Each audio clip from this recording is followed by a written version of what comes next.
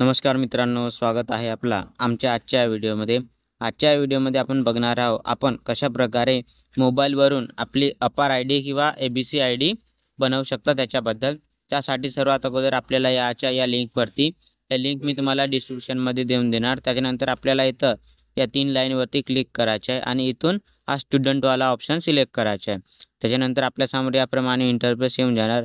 आपण जर या अगोदर आपली अपार आय डी बनवली असेल तर आपण इथं 3 प्रकारे आपण इथं लॉगिन करू शकता. सर्वात अगोदर हा मोबाईल नंबरचे ऑप्शन आहे आणि दुसरा इथं युजर नेम आणि तिसरा इथं अदर आय डीमध्ये एकतर आपला आधार कार्ड किंवा पॅन कार्ड किंवा ड्रायव्हिंग लायसन्स याच्याने आपण आपली आय डी ओपन करू शकता. आणि जर आपल्याला नवीन अपार आय डी बनवायची असेल तर आपल्याला इथं न्यू युजर साइन अपवरती क्लिक करायचं आहे. त्याच्यानंतर आपल्यासमोर याप्रमाणे इंटरफेस येऊन जाणार. सर्वात अगोदर आपल्याला इथं आपला मोबाईल नंबर द्यायचा आहे आणि नंतर इथं जनरेट OTPवरती क्लिक करायचं आहे.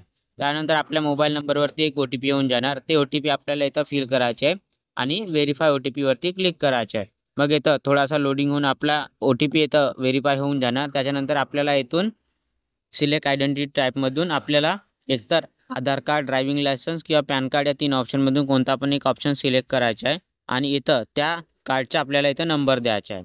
नंबर दिल्यानंतर आपल्याला इथं फुल नेममध्ये आपलं नाव द्यायचं आहे. नाव दिल्यानंतर आपल्याला खाली आपली डेट ऑफ बर्थ द्यायची आहे. सर्वात अगोदर आपल्याला इथं आपल्या जन्माची तारीख द्यायची आहे. त्याच्यानंतर आपल्याला इथं आपल्या जन्माचा मंथ द्यायचा आहे, महिना द्यायचा आहे आणि इथं आपल्या जन्माचा वर्ष द्यायचा आहे. वर्ष दिल्यानंतर आपल्याला इथं आपला जेंडर सिलेक्ट करायचा आहे. जेंडर दिल्यानंतर आपल्याला इथं युजरनेममध्ये आपल्याला युजरनेम बनवायचा आहे. एक्झाम्पलमध्ये मी इथं दिलेलं आहे सानिया@123 म्हणून. त्याच्यानंतर आपल्याला इथं आपला पासवर्ड बनवायचा आहे.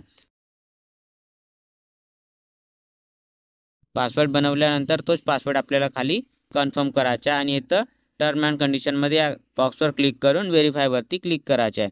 मग थोडासा लोडिंग होऊन आपल्यासमोर याप्रमाणे इंटरफेस येऊन जाणार. इथं आपल्याला ॲलोवरती क्लिक करून नेक्स्ट पेजवरती यायचं आहे. इथं थोडासा लोडिंग होऊन मग आपल्यासमोर याप्रमाणे KYCचा एक ऑप्शन येऊन जाणार. इथं आपल्याला सिलेक्ट आय डीमधून एकतर आधार कार्ड, पॅन कार्ड किंवा ड्रायव्हिंग लायसन्स यांच्यामधून कोणता पण एक ऑप्शन सिलेक्ट करायचा आहे आणि प्रोसीड विथ KYCवरती क्लिक करायचं आहे.